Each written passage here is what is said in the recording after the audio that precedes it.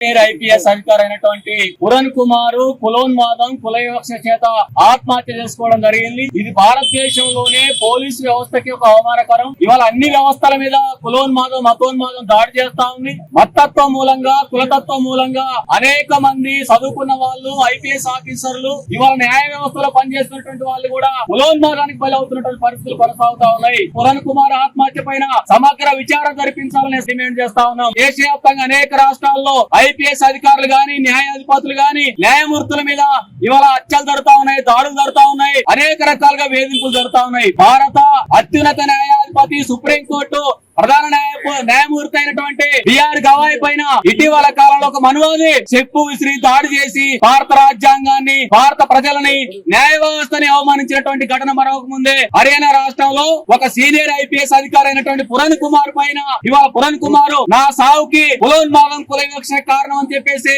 Suicide note లో రాసి చనిపోయిందంటే దానికి కారణం ఎవరు? అందుకనే ఇవాళ బీజేపీ పాలిత రాష్ట్రాల్లో కులోన్మాదం మతోన్మాదం ఎక్కడెళ్ళిపోతా ఉంది. కాబట్టి ఇవాళ పోలీసులకు రక్షణ కావాలి, ప్రజలకు రక్షణ కావాలి, న్యాయమూర్తులకు రక్షణ కావాలని చెప్పేసి కూడా ప్రజల్లో ప్రజాస్వామిక వాళ్ళు ఇవాళ ప్రభుత్వం మీద ఒత్తిడి తేవాలని చెప్పి తెలియజేస్తూ ఐపీఎస్ అధికారి పురణ్ కుమార్ ఆత్మహత్య పైన సమగ్ర విచారణ జరిపించాలని